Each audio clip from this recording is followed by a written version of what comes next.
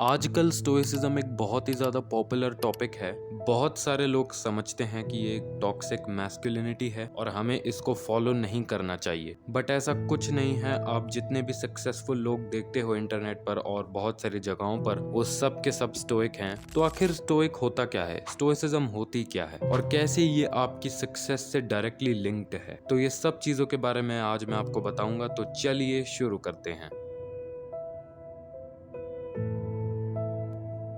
तो सबसे पहले जानते हैं कि स्टोइसिज्म होती क्या है। स्टोइसिज्म का मतलब सबसे पहले मैं आपको बता देता हूँ, अनइमोशनल बिल्कुल नहीं होता। लोग सोचते हैं कि स्टोइसिज्म का मतलब बिल्कुल इमोशंस जिस इंसान में नहीं होते वो होता है। ऐसा कुछ नहीं है। स्टोइक लोगों में भी इमोशंस होते हैं, बट डिफरेंस इतना होता है कि वो अपने इमोशंस को मैनेज करना अच्छे से जानते हैं। स्टोइसिज्म ये कहता है कि जो इमोशंस हम फील करते हैं, हमारा उन पर कोई कंट्रोल नहीं है, लेकिन हम उन पर रिएक्ट कैसा कर रहे हैं इस पर हमारा ज़रूर कंट्रोल है। फॉर एग्जाम्पल, लास्ट वीडियो में भी जो मैंने ह्यूमन साइकोलॉजी के ऊपर बनाई थी, उसमें मैंने लॉ ऑफ इर्रेशनैलिटी के बारे में बताया था। ये इसी से लिंक्ड है कि आप इर्रेशनल डिसीजंस लेते हो। अगर आपने वो वीडियो नहीं देखी तो उस वीडियो को देखो, बहुत अच्छी वीडियो बनी है।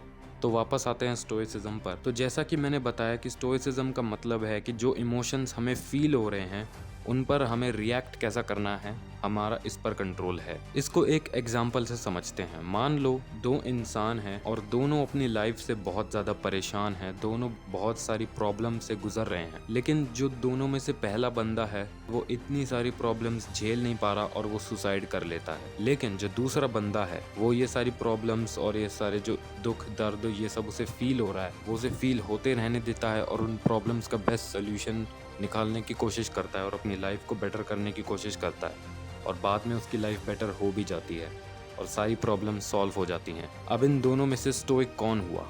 ऑफ कोर्स दूसरा बंदा स्टोइक हुआ। दोनों को सेम इमोशंस फील हो रहे थे, पर दोनों की चॉइस थी कि वो उन पर कैसा रिएक्ट करना चाहते हैं। पहले बंदे ने कैसा रिएक्ट किया कि उसने सुसाइड किया और दूसरे बंदे ने अपनी प्रॉब्लम्स को सॉल्व करना सही समझा। तो यहाँ पर इमोशंस तो दोनों को फील हो रहे हैं, लेकिन जो दूसरा बंदा है वो स्टोइक था, उसको पता है कि उसके इमोशंस पर उसे कैसे रिएक्ट करना है।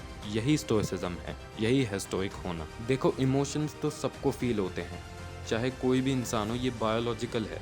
हमें इमोशंस फील होंगे ही होंगे, हम उनको नहीं रोक सकते। अगर हमें गुस्सा आना है तो आएगा ही आएगा, हम उसे नहीं रोक सकते। लेकिन हम उस गुस्से पर रिएक्ट कैसा कर रहे हैं उस पर हमारा पूरा कंट्रोल है। और ये मज़ेदार बात है कि ये सिर्फ हम ह्यूमंस ही ये चीज़ कर सकते हैं।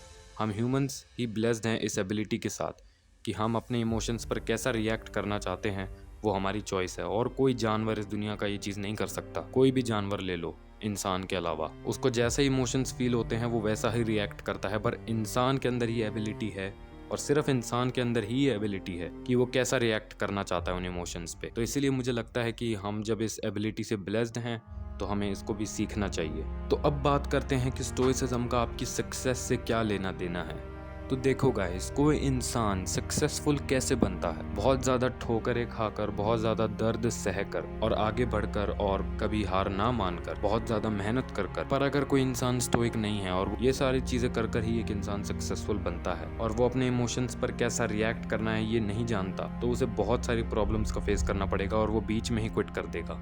उसे जैसे ही थोड़ा सा भी स्ट्रेस फील होगा या थोड़ा सा भी कोई काम मुश्किल लगेगा, वो उसे क्विट कर देगा। तो उसने अपने इमोशंस पर गलत रिएक्ट किया जो उसे नहीं करना चाहिए था। अगर वो स्टोइक होता तो शायद वो कभी गिव अप नहीं करता, क्योंकि वो अपने इमोशंस को मैनेज करना जानता है। स्टोइसिज्म हमें कुछ हद तक सेल्फ कंट्रोल भी सिखाती है। और अगर आप अपने आप को कंट्रोल नहीं कर सकते, अपने इमोशंस को कंट्रोल नहीं कर सकते, अगर आप स्टोइक नहीं बन सकते, तो बिल्कुल भूल जाओ कि आप कभी सक्सेसफुल बन पाओगे। क्योंकि आप जितने भी सक्सेसफुल लोग देखते हो सबके सब स्टोइक हैं। इलॉन मस्क को भी बहुत ज़्यादा स्ट्रेस फील होता है, पर वो गिव अप नहीं करते क्योंकि उन्हें पता है कि अपने इमोशंस पर कैसा रिएक्ट करना है।